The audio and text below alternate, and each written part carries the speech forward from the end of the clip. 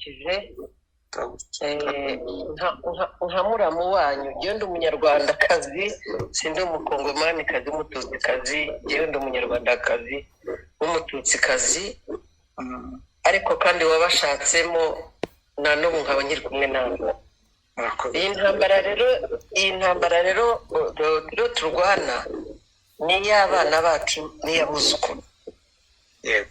nkaba nshaka kubabwira yuko mudakwiye gucika intege kw'ibyabaye kuri CNDP, hanyuma RCD, hanyuma M23 rwose nimucike intege.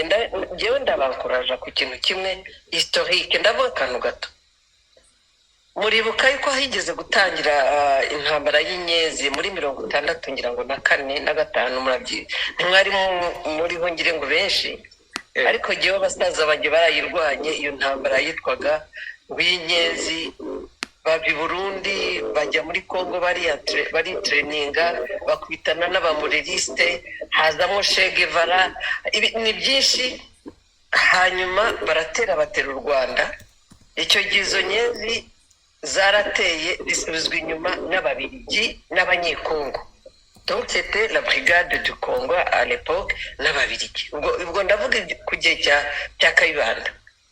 ariko bigeze hagati nabyo babonye ko hari ibintu batuzuzaga kuko bibwiye gutera ariko ntibiyemvolvinze abandi, bituma rero bacikamo ibice. Of course n'icyo gihe yenda nta n'imbunda nyinshi bari bafite, yari arme yonyine ivuye i Burundi, urumva yemvolvinga abantu b'i Burundi no muri Congo bonyine. nuko iyo ntambara ireshuwa, abacu bari mu Rwanda barapfa, ni naho bishe mukuru wanjye bamubambye. muri ibyo byarabaye ariko ntitubisubiramo. basubiye inyuma rero baravuze bati tugomba gufatanya. noneho Obote aragenda afata ab'i Bugande abarunda ku mupaka, iyo histoire murayizi, abajyana mu Kagera abagaburira ibikuko. Habyarimana yanze kugira ngo batahe, ariko cette fois baricaye hamwe. ubwo ndiho ndababwira historique y'Inyezi. hanyuma iyo Inyezi bitwaga Runari iza kuvamo Ranu iza kuvamo FPR.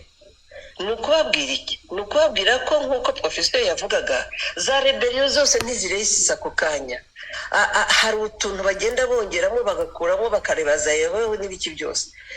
FPR ijya gutangira nako niko byagenze, ariko bakoze umurongo bose bumvikanyeho, abantu bose intambara, umututsi wese aho yarari yohereje umwana we, kandi n'umwana we atarazi n'ibyo byara nuko byagenze. kuki igihugu land nahare muri M23 ibyo turwanira ni ukurwanira land, aha abana bacu n'abuzukuruza bazaze bati dore ahantu noza abasentere baraharwaniye, reka noneho tuhabeho amahoro. ibyo rero biterwa nuko twese abantu bose twafatanya ariko tukareka twa difference dutoya. urabona M23 yacitsemo ibice, ngo abanyejumba n'abango abanyamasisi n'abanyarucuru tubihomberamo kubera ko l'ennemi niba ari wo wa créer division kubera abantu batabyumva kimwe kandi n'ubusambo. icyo gihe uwo muenemi ahita areba uyarava none akabagunganisha. niko byagenze muri M23 ya Ntaganda n'uyu Makenga. tureke kubica iruhande, nuko byageze. bamwe bafite intérêt bien précis yo gutaha, abandi bafite izindi intérêt, abandi babacamo hagati basanga bataba abantu sont des frères, ariko ntibavuga rumwe. reka kugira ngo ntibagere ku cyo bashaka, reka tubacemo ibice. niko byageze. ariko cette fois ndabasabye twese aho turi, nimuze dufatanye runo rugamba twihe objectif kugira ngo bari abana bari Bunagana n'Icuru natwe baducyure, tugende tubatsange twicare iwacu. ntibizashoboka yuko abantu bakomeza kurindagizwa, ababyeyi bari mu nkambi badataha, abandi bakahavukira, abandi bagakura imishwaro. n'ibi ngibi byo gufata ngo ngo abanyamasista abakibose bamuhabi ngo nibajye muri Amerika. C'est une stratégie. Hari ahantu imasista duca, hari ahantu iwanyu c'est un paradis. Nge ndibuka ndashaka iyo documentaire Laurent Nkunda yicaranye na Obasanjo n'uriya ntuza Anderson Cooper aravuga ati now I understand you guys impamvu murarwanira iyi parade, ati nanjye ndi mwebwe, nanjye nayirwanira kuko yari yabonye ukuntu hasa, ukuntu hateye, yari abibonye. None tubuzwe parade yacu Imana yaduhaye kubera amacakubiri, kubera kutumvikana ese nayo kuko tubivugisha ukuri, hari n'abakunda ibintu babibisambo turi ku rugamba bakagurisha abandi bagatanga amapozisiyo aho byose turabizi. Ariko please ubu ngubu noneho bibe for real and for good, tugende dusenyere umugozi umwe, twiyemeze. Nabonye abagore n'abakobwa b'abategarugori biwanya aho ngaho ntacyo bibabwiye, usanga baraho biyambariye ibitenge nyine bari mu macacezi, ntawe ubabwira ati ariko mwebwe ko mwabyaye abana banyu bazahera muri Amerika cyangwa bazata. Tugomba gukora selule yo kubwira abanyarwanda, abatutsikazi b'abakongomani bagashiguka nabo bakajya babwira abana babo, bakohereza n'abana bo muri iki gisirikare cya Amerika na Canada, kuko byose niho bituruka, byose niho bituruka. Ndababwira example, twirukanwa muri Congo, najyanye abana ari bato cyane muri Canada. Umuhungu wanjye aravuga ati mama, ati igihe kizasubira muri Congo ntari umusirikare, ati kubona birukana papa bakirukana grand-père arrière-grand, ati natwe tukaba, ati ntibizashoboka, ati moi je dois rentrer ariko ndi umusirikare. Aragenda yikubita mu gisirikare. Nibyo mbabwira, kwestila abana awareness y'ibihugu byabo, tukababwira histoire uko imeze. Icyo ni kote yanjye nk'umugore. Ikindi nshaka kubabwira ni iki, please bavandimwe, niba ibintu byose tugenda tweshuwa nuko nta lobbying dukora mu bihugu tubamo. Kabyara Buriya M23 ntiyari kuzasubira inyuma, ntiyari gutsindwa ngo bazane iriya brigade. Iyo tuza kugira umuntu w'umulobiyiste tubwira Obama yuko ibyo Kikwete ari wamubwira atari ibyo, ari uko yuko Kikwete ashaka kugarura FDLR ngo bakubite M23 noneho bohereze na FDLR ahangaha, wabimubwiye nta lobby tugira. Ejo bundi hari umusenateri, sinzi agasenateri ko muri Etats-Unis kifatiye ku gahanga u Rwanda ngo niruve muri Congo ngo rurateza akaduruvayo. Can you imagine? Ni tutagira lobby. Ndabibasabye, ndabibabwiye mwebwe muri aho ngaho, twumvikane, nimucengere muce inyuma mute hasi, abari muri Europe bajye muri European Union, abari muri Amerika mushakisha abo basenateri banyu, muzajye mubabombarda, mubakubita ama-hashtag ya ziriya violence, ntimubahe agahweme na gatoya rwose. Ndabibasabye kuko nitutakoresha abazungu turimo, abazungu barwane na bene wabo b'abazungu bashyigikiwe n'interahamwe. Ndetse mwari muzi ko Rusesabagina buriya yatanze 20,000 muri election ya Obama. Mwari muzi ko yabikoze? Yarabikoze. Yes, turabizi, twarabibonye.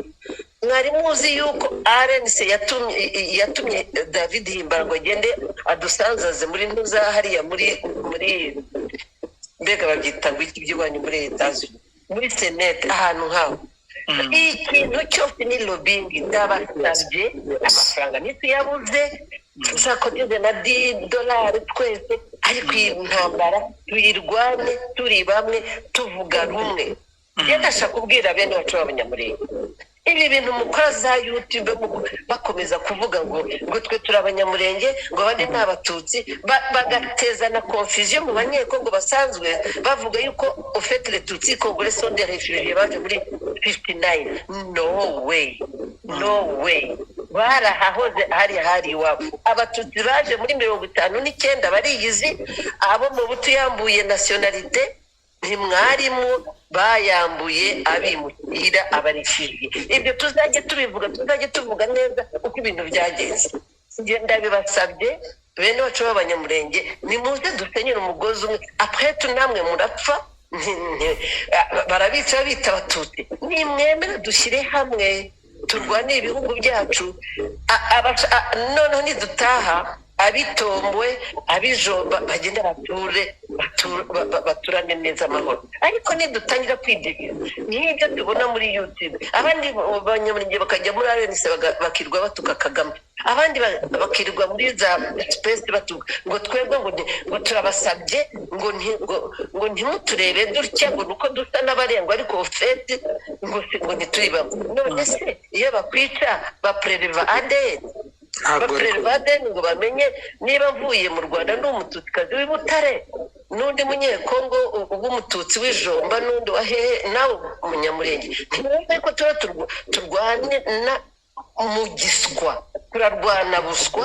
Ibyo bintu tubivemo, dusenyere umugozi umwe. Kandi n'icyo kintu cya lobbying cya hashtag tugikore. Abafite abasenateri mubegere mubumvishe, kuko nta n'umubegera. Nicyo kibazo ndababwira. Izi nterahamwe zaturushije ubwenge mw'abantu mwe, zaracengeye, zatanze amafaranga, nibo basigaye bavugwa, nibo basigaye bumvisa ibibazo byabo. Bafite inkotsa y'abahanga Victoire Umuhoza birwa bariha akagenda muri za BBC n'iki byose. Twebwe ibyo ntitubifite. Twebwe dusa n'abaseturi, twarabaseturize, twageze iyo tujya. No, dufite abandi bende wacu bo muri Kongo Abatutsi bagomba gutaha byanze bikunze. Natwe kandi twabashatse ngese nifuje yuko abana banjye bakurira mu kirere muri Canada. No, ils ont leur pays, ils ont mon pays u Rwanda, mais ils ont leur propre pays iwabo i Kongo aho se na sekuru bavukiye. Ibyo jewe nibyo mpora ndwana. Jewe narwaniye igihugu cyanjye, njya ku rugamba rwa FPR turarutsinda, none natangije urwa M23. Umuntu witwa MMA yarabizi muri 2012 ko ari muri Rwanda Day. Abakongomani bose bari abakongomani b'abatutsi baraje. Icyo gihe hari M23 ndabyibuka. Twese tujya ku murongo, His Excellency wenyine araza araturamutsa. Uwo yabanjijeho n'uwo Meme hakurikira witwa Manu, nanjye ngira ngo nari uwa kane araturamutsa, aranavuga ati turi kumwe, ati ni mu byihorero. Niko yanavuze. Meme yaraho ngaho aranyumva. Ni ukuvuga yuko rero natwe twishatsemo ingufu, natwe twafashwa n'abandi bagenzi bacu, nkuko n'urugamba rwa FPR twarufatanije. Dufatanye n'uru nguru turutsinde, ariko tureke kuvogerwa, tureke kubagwa. Mwari mwumva ngo umututsi ngo araryoshye ngo nikamundere, muze gufungura video ya nonaha umuntu wo muri Mariema avuga ngo umunyamurenge yishe ngo yararyoshye. C'est grave, c'est terrible. Ubu se tuzicara aho ngaho turibwe tureba, kandi dufite amaboko, dufite ubwenge. Ndabasabye mutekereze ikintu twakora, kandi tubikore. Kandi ikintu mbabwiye, tugibikore mu ibanga. FPR igeze aha ngaha ariko yakoreye ku bintu bitatu: ubwumvikane, gushyira hamwe, kandi n'iki na discretion. Uko ni principe zine: ubwumvikane 100%, kandi hakavamo n'iki no kutagira ubusambo. FPR yatangiye nta mafaranga ifite, ariko kubera ko abantu batari ibisambo, abantu bavaga Kinshasa bagacyana, ugaha umuntu $50,000 akazijyana ku murindi adakuyemo n'ifaranga na rimwe. Rahira yuko ubu ngubu byaba ubu ngubu. Icyo kintu cy'ubusambo tubanze tukikuremo. Ahasigaye tugende dusenyere umugozi umwe, ikindi tube discret, ariko ducengere muri aba bazungu abangaba tubana, tubabwire koze yacu. Ese mwari muzi yuko FPR yatangije urugamba nta n'izi space, nta na social media ihari? Ari amabaruwa, ukagenda upfundikiye ibaruwa, ukagenda ukarikira umuntu akagusubiza ukabizana. Kandi hakabaho na diaspora y'impuzi yavugaga cyane icyo gihe.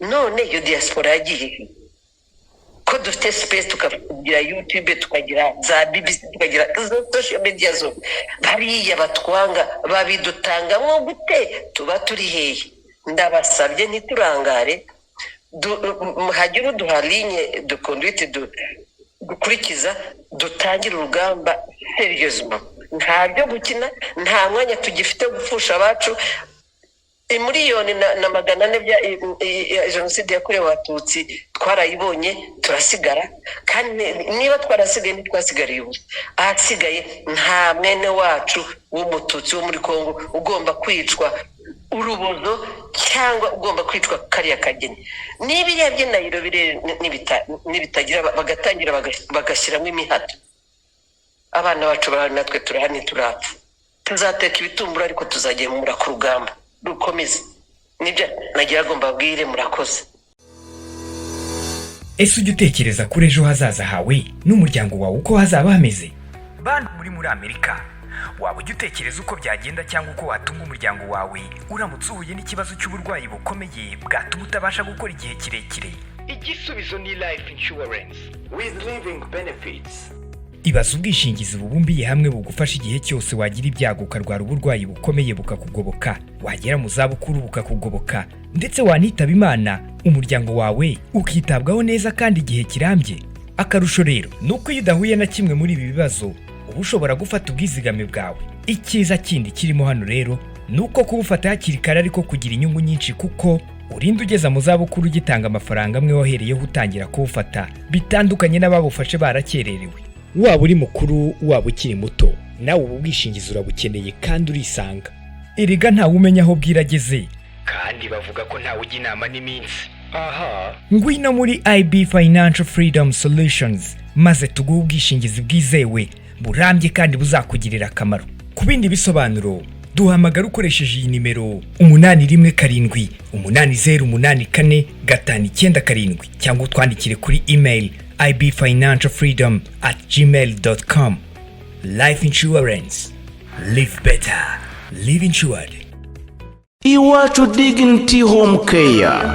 Iyi ni intaho y'amahoro n'umunezero yakirana ubwuzu abageze mu zabukuru batagifite imbaraga zo kwiyitaho cyangwa babitaho, kimwe n'abasazanye indwara zibasaba kwitabwaho by'umwihariko nka diyabete, kanseri, umuvuduko w'amaraso, kwibagirwa n'izindi. Muri Iwacu Dignity Home Care bagukorera isuku ijyanye n'icyubahiro kigukwiye, ugahabwa ifunguro rihuye n'ibyo umubiri ukeneye. Baraguhuza n'abavuzi ndetse banagufasha gufata imiti neza no gukurikiza inama za muganga. Hari n'imyidagaduro irimo no kugutembereza bigufasha kuruhuka no gusabana. Ni mu gihe kandi kuko bafite abakozi bazobereye mu gutanga izi serivisi bifashisha uburyo n'ibikoresho bigezweho bituma bagukurikirana ubudahumbye. Wowe uri mu Rwanda ukeneye izi serivisi rero, nawe uri mu mahanga wifuza gusazira mu rwakubyaye, shyikira Iwacu Dignity Home Care, urugo rwuje urukundo n'ubumuntu, aho wiyumva nk'uri wawe mu muryango. Niba wumva kandi wakwitabwaho uri wawe, izi serivisi barazikwegereza maze nawe uryoherwe n'ubuzima. Bakorera mu mujyi wa Kigali mu karere ka Gasabo mu murenge wa Jabana. Ukeneye ibindi bisobanuro wahamagara kuri 07793434 cyangwa se ugasura urubuga wa eshatu @iwachuhomecare.rw. Kirazira nawe uzasazana amaganya. Mu rwa Gasabo dufite Iwacu Dignity Home Care.